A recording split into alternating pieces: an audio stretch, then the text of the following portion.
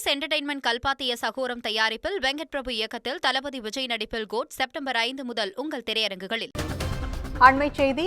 மக்களவைத் தேர்தலில் விருதுநகர் தொகுதியில் காங்கிரஸ் எம்பி மாணிக்கம் தாக்கூர் வெற்றி பெற்றதை எதிர்த்த வழக்கில் பதிலளிக்க தற்போது உத்தரவு பிறப்பிக்கப்பட்டுள்ளது. கூடுதல் விவரங்களை தலைமை செய்தியாளர் சிவா வழங்க கேட்கலாம். வணக்கம் சிவா, கூடுதல் விவரங்கள்.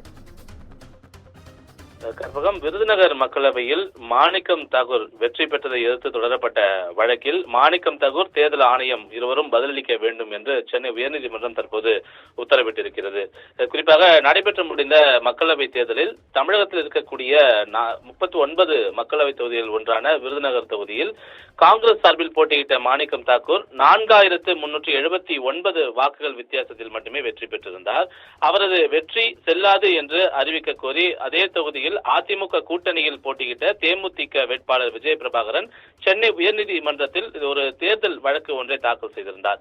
அந்த வழக்கில் அவர் குறிப்பிட்டிருந்த மனுவில் தேர்தல் வேட்பு மனுக்களில் உண்மை தகவல்களை மறைத்ததாகவும் ஊழல் நடவடிக்கைகளில் ஈடுபட்டதாகவும் மாணிக்கம் தாக்கூர் மீது குற்றம் சாட்டியிருந்தார்.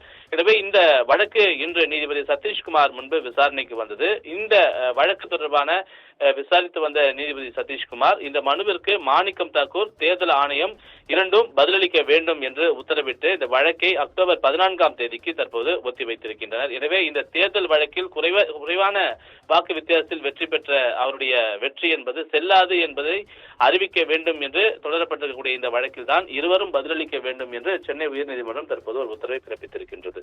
கற்பகம், உங்கள் விவரங்களுக்கு நன்றி சிவா.